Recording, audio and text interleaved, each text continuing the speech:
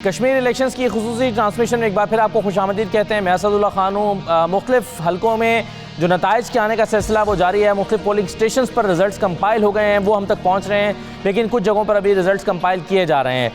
जाहिर है तमाम पॉलिटिकल पार्टीज़ अपने अपने तौर पर ये तवक्को और उम्मीद लगाए बैठी हैं कि वो आज का ये मार्का जीतेंगी। मुख्तलिफ जगहों से हमें कुछ जगहों से तो तवक्को के मुताबिक नताइज आ रहे हैं और कुछ जगहों से जो हैं वो आ रहे हैं ज़रा तवक्को के ख़िलाफ़ भी। बाकी हलकों में क्या चल रहा है, क्या रिज़ल्ट्स आ रहे हैं, उन तमाम चीज़ों की तरफ बढ़ते हैं और ख़ुसूसी ट्रांसमिशन का जो सिलसिला है उसको जारी रखते हैं। मेरे साथ पाकिस्तान तहरीक इंसाफ से सदाकत अली अब्बासी साहब मौजूद होंगे। आजिज़ धामरा साहब पाकिस्तान पीपल्स पार्टी से मुझे ज्वाइन करेंगे। चौधरी जाफ़र इकबाल साहब मुस्लिम लीग नून के रहनुमा हैं, हमारे साथ मौजूद हैं। मेरे को एंकर फैसल अब्बासी साहब हमारे साथ मौजूद हैं। और इसके अलावा मैं आगाज़ करना चाहूँगा मोहम्मद अफजल से, जो कोटली से दिन भर रिपोर्ट करते रहे हैं और उनके पास अब नताइज आ रहे हैं। मोहम्मद अफजल साहब, मुझे सबसे पहले तो मैं बड़ा दिलचस्पी रखता हूँ LA-10 और LA-12 की, क्योंकि यहाँ से जो मुकाबला है वो बड़ा सख्त है। और अभी थोड़ी देर पहले जो नताइज मिल रहे थे वो मेरी असेसमेंट और तवक्कुआत के ख़िलाफ़ थे कि LA-10 से चौधरी यासीन आगे जा रहे हैं। हालांकि मैं तवक्को कर रहा था कि LA-12 से शायद उनकी बढ़तरी होगी। तो ज़रा मुझे लेटेस्ट जो रिजल्ट्स हैं वो बता दीजिए कि LA-10 में क्या चल रहा है और LA-12 में क्या चल रहा है।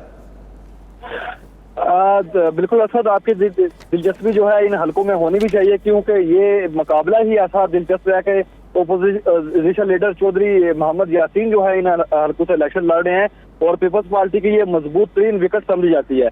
और अगर बात करूं मैं LA-10 की, तो LA-10 के ऊपर अभी मेरे पास जो रिजल्ट है वो 36 पोलिंग स्टेशनों के रिजल्ट आगे हैं, लेकिन यहाँ पर मलिक यूसुफ साहब जो PTI के उम्मीदवार है वो 1500 की लीड से आगे जा रहे हैं और चौधरी यासीन है वो हल्का सिटी से पीछे हैं। इसी तरह अगर LA-12 का आपने बात की है, क्योंकि चौधरी यासीन साहब ओपोजिशन लीडर हैं और 2 हल्कों से ये इलेक्शन लड़ रहे हैं और ये इनका आबाई है जो LA-12 चढ़ोई का है। यहाँ से जो मेरे पास रिजल्ट है ये 70 पोलिंग स्टेशन का मेरे पास रिजल्ट है और 4500 की लीड से चौधरी मोहम्मद यासीन जो है वो आगे जा रहे हैं और इनके पीछे जो है वो PTI के उम्मीदवार हैं वो इनको पीछे। इसी तरह से अगर मैं बात करूं LA-10 की, ये मुकाबला भी बड़ा दिलचस्प है, क्योंकि मलिक नवाज जो है मुस्लिम कॉन्फ्रेंस के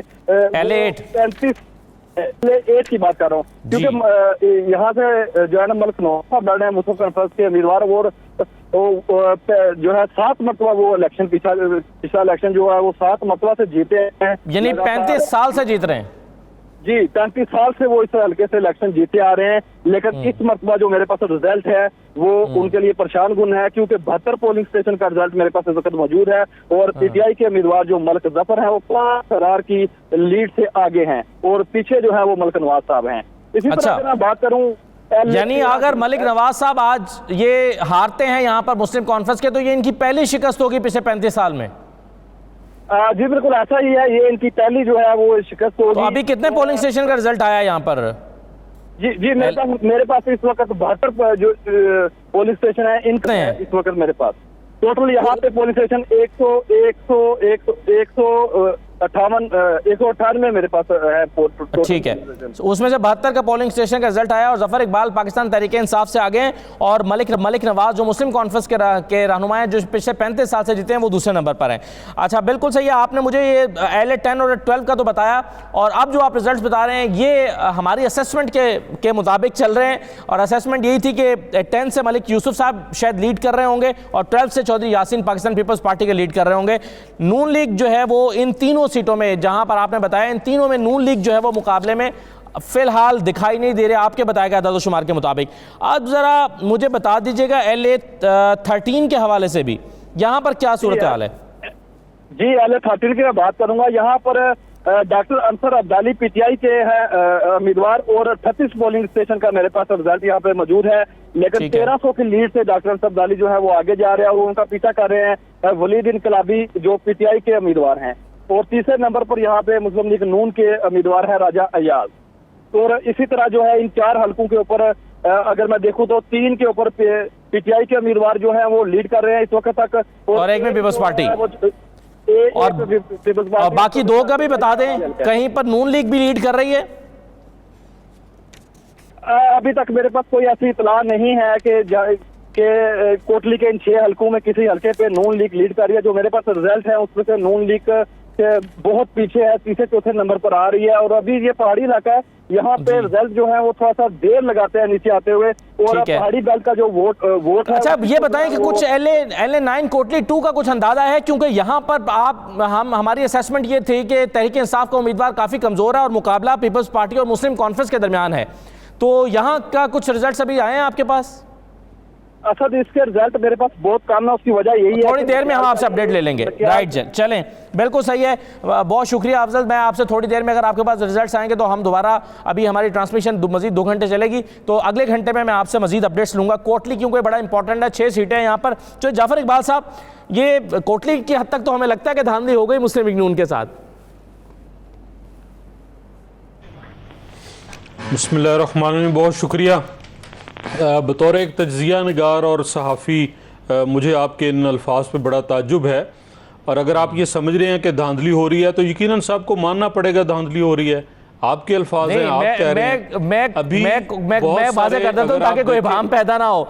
नहीं जाफर इकबाल साहब, चूंकि आपने इसको तज्ज़िया करार दिया, मैं इसको रेफर कर रहा हूं मरियम साहबा के उस बयान के साथ जो उन्होंने कहा था कि अगर हम हारे तो ये धांधली होगी क्योंकि हम जीत चुके हैं। तो मैं उनके उन अल्फाज को के पस मंज़र में ये कह रहा हूं कि अगर आप यहां पर हार रहे हैं तो इसका मतलब क्या है? ये है कि धांधली है।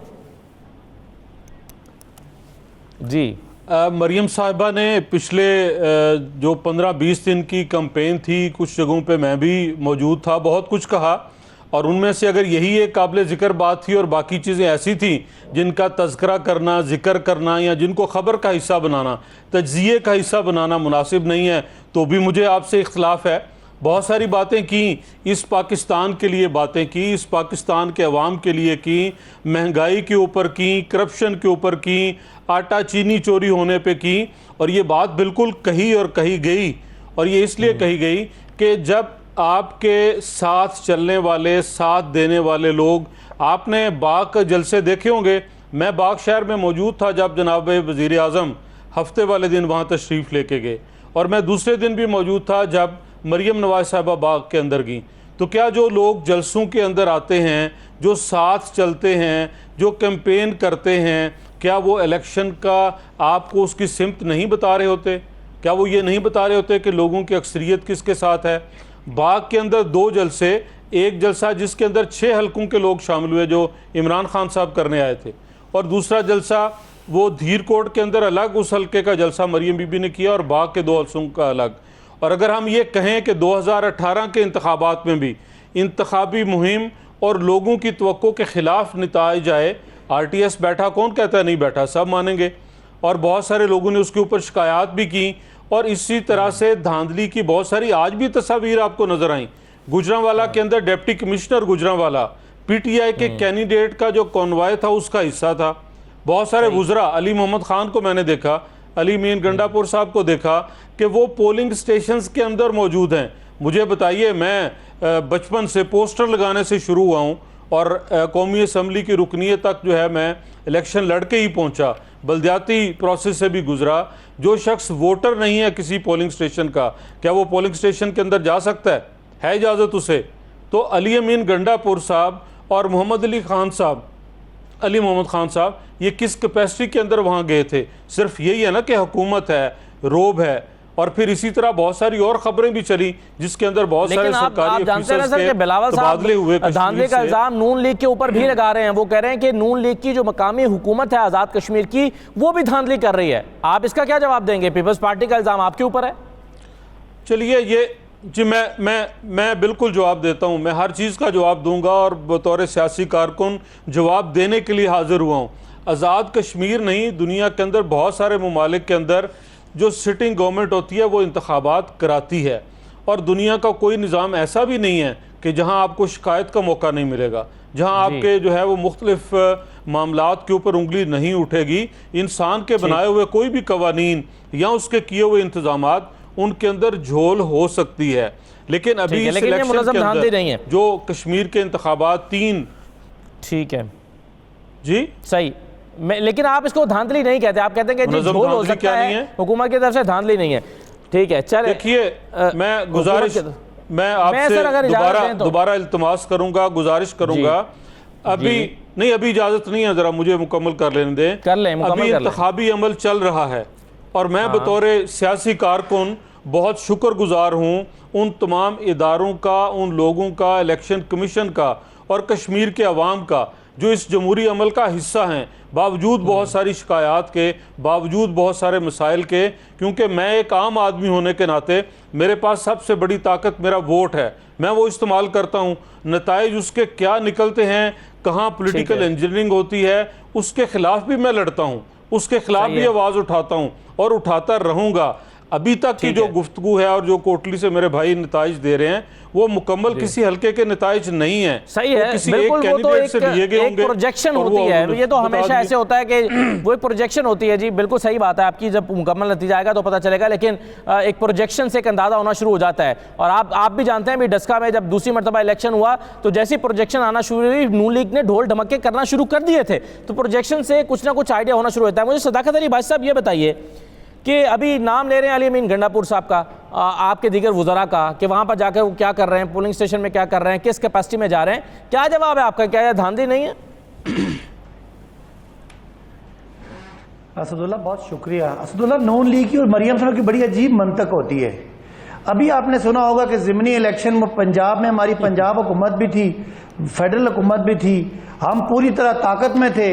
जहाँ जहाँ ये इलेक्शन जीते हैं, चाहे जिस तरह भी जीते हैं, थोड़े वोट से जीते हैं, पहले का मार्जिन कम हुआ है, वहाँ इनके मुताबिक इनके वालिद साहब का बयानिया जीत गया, हुकूमत गैर मकबूल हो गई, हम बिल्कुल अनपॉपुलर हो गए।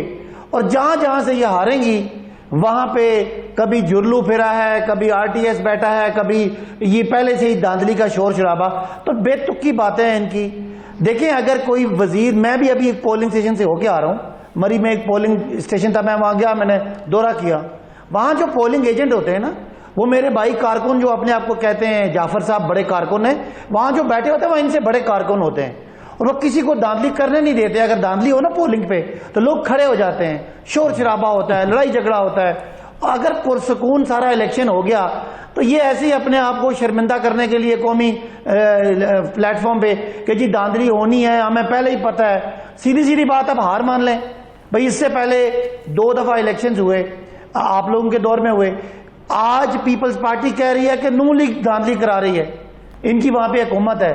अब मतलब इनका कोई चीज रही नहीं है, बस ऐसी डिप्रेशन में वो थोड़ा सा डेस्परेट हुए हैं, कोई समझ नहीं आ रही कि क्या इनके। तो बहरहाल इलेक्शन मुझे सुना है कि कुछ अमवात भी हुई हैं, लड़ाई झगड़े भी हुए हैं, लेकिन मोर और लेस अल्लाह ताला उनको जन्नत नसीब करे, जिनके प्यारे गए उनके साथ अफसोस के साथ फेयर इलेक्शन हुआ है। और फेयर ही होता है बिकॉज बड़े पॉलिटिकल लोग मैच्योर हैं, कोई किसी को धांधली करने ही नहीं देता। और अगर कहीं धांधली होती है तो वो नजर आ जाती है। ये पहले से 3 दिन से रोना शुरू हो गए, जब से सर्वे आए। सर्वे कह रहा है कि 46% इमरान खान है और 16% या 12% नून है। अब 12% वाला अगर 46% से मुकाबला करेगा और कहेगा कि नहीं धांधली हुई, तो कौन इन पे कान धरेगा? बिल्कुल सही है। एक चीज़ वैसे इरशाद साहब, मैं आपके साथ जब हम पाकिस्तान के जो इंतखाबात थे कौमी असम्बली के, उसमें भी आपने पूरी कैलकुलेशंस करके एक फ़िगर दिया और मोर और लेस वही फिगर जो है वो प्रोड्यूस हुआ इलेक्शन के नताइज में।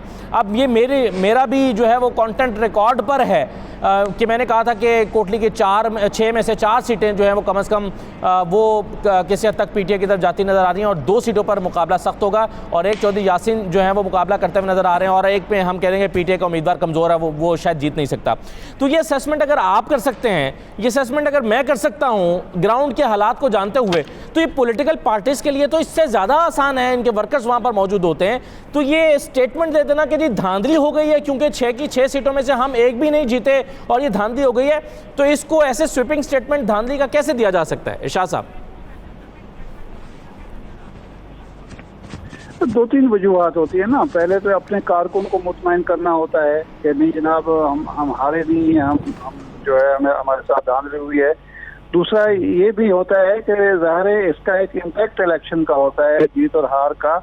तो अगर एक पार्टी पहले ही ये अंदाज़ा लगाने के बाद या ये मालूम होने के बाद कि हम हार गए हैं, अगर ये कहना शुरू कर दें, ये कमज़ोर बयानी अख्तियार कर लें, तो ज़ाहिर है वोटर पर भी उसका असर पड़ता है। तो वोटर को भी उन्होंने अपने वोटर को कम से कम स्ट्रेंथ करना होता है और दूसरे वोटर का हौसला जो है वो पस्त करना होता है कि जी हम जीत रहे हैं, हम जीत रहे हैं। लेकिन पता हर पार्टी को होता है कि जी हमारी स्ट्रेंथ क्या है।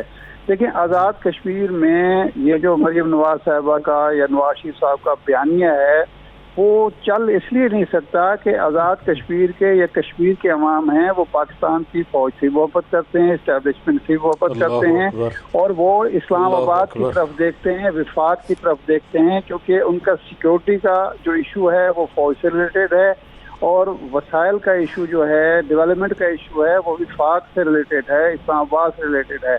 हुकूमत किसी की भी हो, कम अज़ कम मुझे जो तारीख याद है, आज तक मुझे याद नहीं है कि विफाक में हुकूमत कोई और हो और उसके दौर में इलेक्शन हुआ और वहाँ आज़ाद कश्मीर में किसी और हुकूमत बनने का कोई इम्कान पैदा हुआ हो। सरदार अब्दुल क़य्यूम खान जैसा पॉपुलर रहनुमा मुजाहिद आज़ादी जो था, जब भुट्टो साहब के दौर में इलेक्शन हुए थे तो वो इलेक्शन मुस्लिम कॉन्फ्रेंस हार गई थी, हालांकि वो बहुत ताकतवर जमात थी और उसके मुकाबले में पीपल्स पार्टी बिल्कुल नौ आमोज जमात थी, नई पार्टी बनी थी, वो इलेक्शन जीत गई थी।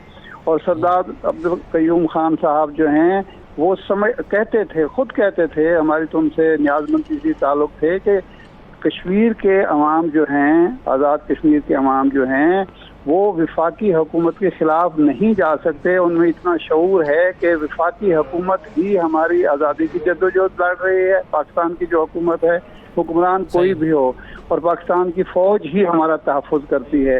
इस चीज़ का अगर किसी सियासतदान को एहसास नहीं है तो वो उसकी अपनी गलती है। नतायज मोरलेस ऐसे ही आने थे, इसी को ही तवक्को की जा रही थी। जब 13 के इलेक्शन हुए थे तो उस वक्त हुकूमत मौजूद थी पीपल्स पार्टी की।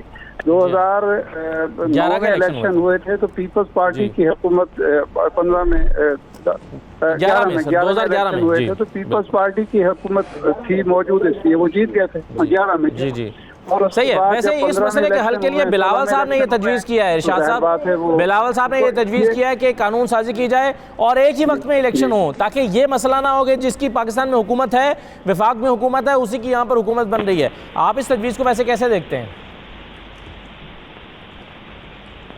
नहीं, उसके लिए फिर या तो आप विफाकी हुकूमत को 2 साल ज़्यादा दे दें या सूबाई हुकूमत को जो उसकी हुकूमत हो, आज़ाद कश्मीर की, उसको 2 साल ज्यादा दे दें, फिर एक ही या 2 साल कम दे दें, हो नहीं सकता।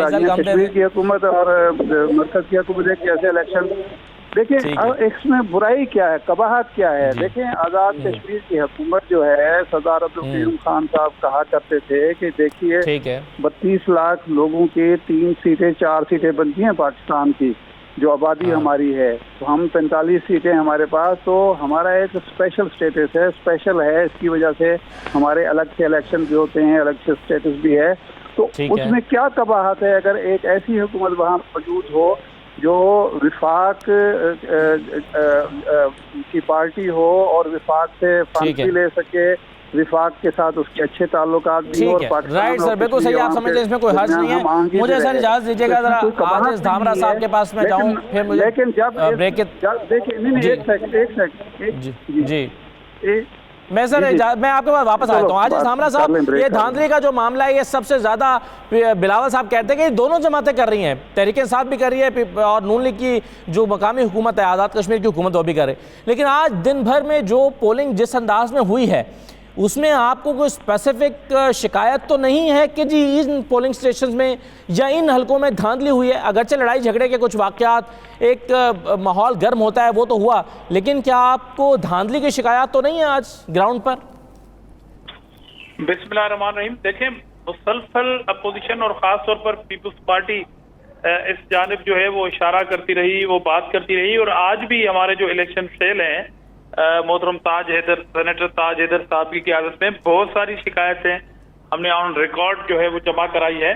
मगर पूरी कौम ये देख रही थी कि अगर पीटीआई इतनी रिलैक्स थी कश्मीर इलेक्शन के लिए, अपनी जीत के लिए इतनी मुतमिन थी, तो बार बार उनके वज़रा की जानिब से कश्मीरियों का ज़मीर खरीद करने की नाकाम कोशिश करते हुए उन्हें पैसे बटोर दिए गए। इससे पहले इस तरह की कोई ढिठाई के साथ आपके पास मिसाल नहीं होगी कि किस तरह वो ओपनली स्टेज पे बैठ के पैसे दे रहे हैं और वफाकी हुकूमत कह रही है कि वोट देंगे तो हम आपको रोड देंगे, और उसके बाद इलेक्शन जो पोलिंग डे पे उनके वज़रा किस तरह दौरे कर रहे हैं उसके बाद निहत्ते कश्मीरियों पे किस तरह खौफजदा होने की कोशिश करके स्ट्रेट फायरिंग की जा रही थी, ये सारे ऐसे मामला थे। उसके बाद प्राइम मिनिस्टर साहब खुद गए कि कश्मीर में पीटीआई की वर्क करने के लिए, हालांकि आप कह रहे हैं कि तब्दीली पसंद हो गए हैं सारे लोग और आपके पीछे हैं।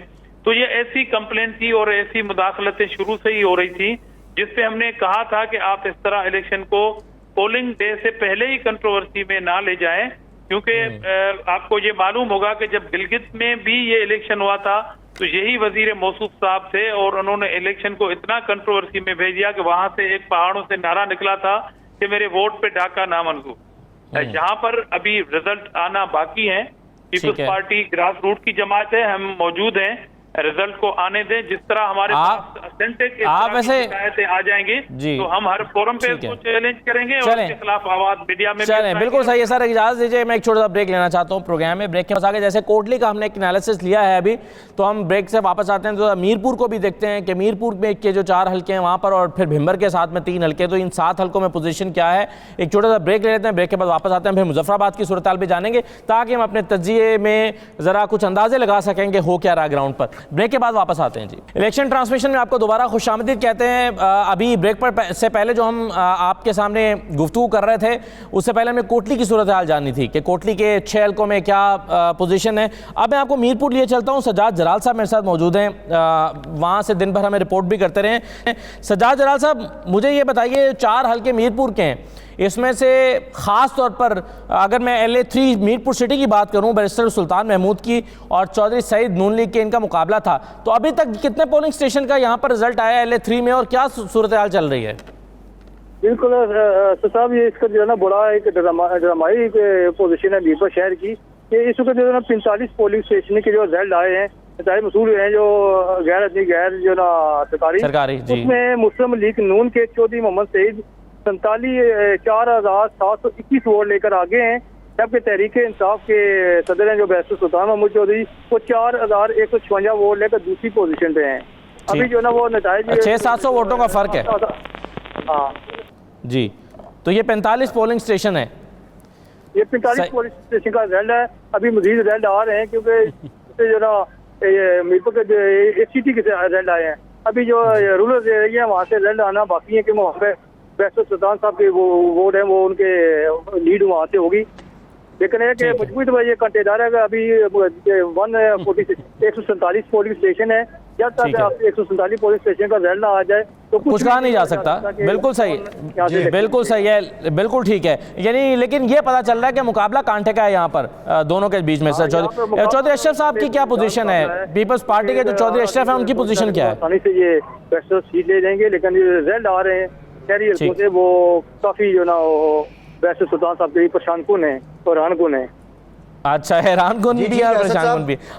अच्छा, मैं बिल्कुल सही है। मैं एक चीज मुझे और बता दें, वो ये है कि LA2 मीरपुर में, मैं फैसल में आपके पास आ रहा हूँ, 1 मिनट। मैं एक सवाल मुझे LA2 का जरा बता दें। कासिम मजीद साहब जो कि चौधरी मजीद साहब के बेटे यहाँ से इलेक्शन लड़ रहे थे पीपल्स पार्टी के प्लेटफॉर्म से, तो यहाँ पर क्या सूरत हाल है जी LA2 में? 4,000 की लीड से जो आगे हैं, और मुस्लिम लीग नून के जो मसूद खालिद हैं वो दूसरी पोजीशन पे हैं। इसी तरह जो ना वो LA2 में जो ना पीपल्स पार्टी के कासिम मजीद साहब आगे हैं, और तहरीक इंसाफ के जो ना वो जफर अनवर साहब इसका दूसरी पोजीशन पे हैं। तो कितने पोलिंग स्टेशन का रिजल्ट यहाँ पे सामने आ गया है आपके पास? अभी जो ना वो असली रिजल्ट नहीं है, फाइनल रिजल्ट भी आए और आ रहे हैं। जो रिजल्ट आए हैं इसको गैस सरकारी नतीजे उसके मुताबिक ये पोजीशन है कि वो वहाँ पे तहरीक इंसाफ सीट ले रही है और हल्का नंबर 2 से पीपल्स पार्टी आगे है। चले, मैं इसके अलावा जरा भिम्बर की सूरत हाल भी आपसे जानना चाहता हूँ, लेकिन फैसल अब्बासी को जरा हम शामिल कर लेते हैं, बहुत देर से इंतजार कर रहे थे। जो ना वो LA6 से आगे है और LA7 से जो ना वो तहरीक इंसाफ के पोजीशन से जो है वो पहली पोजीशन पे, और मुस्लिम लीग नून के जो तारक फारूक साहब वो दूसरी पोजीशन पे इस वक्त है। ठीक है जी, फैसल अब्बासी साहब कैसे देख रहे हैं अब आप सारी सूरत हाल? ठीक है सजाद, आपसे मजीद भी अपडेट लेंगे जी। अच्छा असद, मैं बुनियादी तौर पे जाफर इकबाल साहब से ये जानना चाह रहा था, इन्होंने जलसों की बात की। 2013 में भी खान साहब के जलसे बहुत बड़े थे, लेकिन हुकूमत नून लीग की बनी थी। खैर कुछ सियासी जो डायनामिक्स हैं उनमें भी बदलाव आया है, लेकिन मेरा बुनियादी सवाल इनसे है कि फ़ारूक हैदर साहब जो बज़ाहिर बड़ी दबंग पर्सनैलिटी के मालिक हैं। ठीक है, पंजाब में जहाँ जहाँ इनकी हुकूमत थी, इनकी गवर्नेंस भी ठीक थी, लेकिन कोई एक मेगा प्रोजेक्ट जो कश्मीर के अवाम के लिए फ़ारूक हैदर साहब, जाफ़र साहब लगा सके हों, माना कि वो तर्जुमानी भी करते रहे, सफारतकारी भी करते रहे, एक बात तो इसका जवाब दे दीजिए। और दूसरा, ये धांधली एक ऐसी तिलिस्माती टोपी क्यों बन गई है? अगर आप हारते हैं तो आप पीटीआई के सर पे रख देते हैं, पीटीआई हारती है तो वो पीपल्स पार्टी के सर पे रख देती है, पीपल्स पार्टी हारती है तो आप दोनों के सर पे रख देती है। बैठ के इसका कोई नतीजा, कोई हल क्यों नहीं निकाल लेते जाफर साहब? बहुत शुक्रिया जी। मेगा प्रोजेक्ट्स तो वफाकी हुकूमत ही लगाती है। आज़ाद कश्मीर हुकूमत का इतना बजट नहीं कि कोई ऐसा प्रोजेक्ट वो लगा सके जिसे आप mega project in the sense कहें। और उसके लिए मियां मोहम्मद नवाज शरीफ ने बहुत पुराना एक चलता हुआ सिलसिला, जिसे कई दहाइयाँ गुजर गई थी, नीलम जेलम, आज वो इस मुल्क के अंदर तवानाई का जो बहुत बड़ा ज़रिया है, जो हाइडल पावर का है, दो नए सर उससे कश्मीर को क्या फ़ायदा है? एक बात। दूसरी बात, मेगा प्रोजेक्ट से मुराद में कतई नहीं कह रहा कि डैम बनाए वहाँ पे, ज़ाहिर है वफाकी हुकूमत नहीं करना है, कोई अस्पताल बनाते, कोई यूनिवर्सिटी, कोई ऐसा प्रोजेक्ट बता दे, चलें माइक्रो प्रोजेक्ट ही बता दें जो फारूक हैदर साहब ने वहाँ पे लगाया। अस्पतालों के हवाले से तो पहली बात तो ये है कि कश्मीर को उससे क्या फ़ायदा? कश्मीर को अगर फ़ायदा नहीं तो किसको फ़ायदा होगा कि इतने अरबों रुपए वहाँ पे लगे, लोगों को मजदूरी मिली, लोगों का कारोबार चला, और अभी दो नए प्रोजेक्ट, एक जेलम है और एक आगे करोड़ के मुकाम पे जो थोड़ा हिस्सा पंजाब के अंदर आता है, बाकी आज़ाद कश्मीर के अंदर वो भी कोई 700-800 मेगावाट का प्रोजेक्ट है और वो भी मुकम्मल होने जा रहे हैं। ये दोनों, इन दोनों के ऊपर काम हो रहा है। जहाँ तक फ़ारूक हैदर साहब की बात है, मैं अभी होके आया हूँ बाग से बहुत आगे, हवेली तक भी, और इतनी बेहतरीन सड़कें वहाँ पे हैं, इतने बेहतरीन पुल वहाँ पे मौजूद हैं, कॉलेजेस और स्कूल। बिल्कुल आपने बजा कहा। मुझे अगर आप कहते तरक्याती कामों की फहरिस्त लेके आनी है, मैं ज़रूर लेके आता। मैं आपको वो सारे हॉस्पिटल भी गिनवाता, वो स्कूल और कॉलेज भी गिनवाता, वो यूनिवर्सिटियाँ भी गिनवाता, और उन सब के साथ साथ मैं राजा फ़ारूक हैदर का वो लबो लहजा भी आपके सामने रखता कि जब वो बॉर्डर के ऊपर, जब दूसरी साइड से मकबूजा कश्मीर की तरफ से इंडियन आर्मी जो कार्रवाइयाँ करती हैं, तो किस तरह से अपने कश्मीरी अवाम के साथ वो कंधे से कंधा मिला के खड़े होते हैं। तो राजा फ़ारूक हैदर की क़यादत पे तो कोई ऐसी उंगली नहीं उठ सकती। बात पाकिस्तान के साथ वाबस्तगी की हो, बात कश्मीर कॉज की हो, ये सब बातें अपनी जगह, असद फिर धांधली हो गई है। सही है। नहीं जी, देखें, अगर आप इसको इस अंदाज में पेश करेंगे, अभी इंतखाबात के नताइज आ रहे हैं। अगर आप मौका दें, मैं मुझे सर अगर मौका दें तो मैं सिर्फ एक फजल तवाब साहब बहुत देर से खड़े हैं, पाक फौज से कश्मीरियों की मोहब्बत का कहा जी। सदाकत अब्बासी साहब जवाब दे दें आप, फिर मैं फजल तवाब के पास जाता हूँ। जी अब्बासी साहब, तो ये तो सेल्फ एक्सेप्टेंस है कि पाकिस्तान के इदारे अपनी डोमेन में काम कर रहे हैं और इलेक्शन फेयर हो रहा है। इनसे पूछें, जब आप दस्का में जीते हैं, जब आप पेशावर में और नौशहरा में जीते हैं, आप कहते हैं ये आपका बयानिया है, वहां ना महमूद खान कोई बेईमानी कर सकते हैं, ना फेडरल गवर्नमेंट को बेईमानी कर सकती है, ना हमारे जो वुज़रा हैं वो कर सकते हैं। फजल तवाब के पास कोयटा जाना चाहता हूँ, बाकी request 1 minute sir. Shoaib Jafar sahab, मैं फजल तवाब साहब मुझे बताएं कि यहाँ कौन सा हल्का है, हल्का नंबर क्या है, क्या सूरत हाल चल रही है, कितने पोलिंग स्टेशन के रिजल्ट्स अभी तक आए हैं, कश्मीरी वैली का कौन सा हल्का है जी यहाँ पे? जी देखिए, इस तरह है कि असद कोयटा में जहां तक गिनती का अमल है वो मुकम्मल हो चुका है और सुबह के साथ अजला में आज दिन भर काफ़ी गेमा गेमी रही और ख़ुसूसन कोयटा में इंतहाई ज़्यादा गेमा गेमी रही। पीटीआई और पीपल्स पार्टी के कारकुनान जो थे वक्तन फ़वक्तन आमने सामने आते रहे, नारेबाजी का सिलसिला जारी रहा और अब तक अगर गैर सरकारी और गैर आतमी नताइज बताऊँ तो बलूचिस्तान से जो है पीटीआई के जो मोहम्मद सलीम बट है वो इस वक्त 3 पोलिंग स्टेशन के जो रिजल्ट है वो मुकम्मल हो चुके हैं। 199 वोट लेकर जो है वो सबसे पहले नंबर पे है, जबकि दूसरे नंबर पर पाकिस्तान पीपल्स पार्टी के आमिर गफ्फार लोन जो 124 वोट लेकर दूसरे नंबर पे है। ये है LA 40 कश्मीर वैली के रिजल्ट, जबकि एक जम्मू 1 LA 40 के जो रिजल्ट है वो हैरानकुन सतह पे जो है हमें नजर आ रहे हैं कि पीटीआई आपको आगे नजर आ रही है। यहाँ पर पिंडी में भी जीत का ऐलान कर दिया और में भी एक सीट पीटीआई निकाल चुकी है।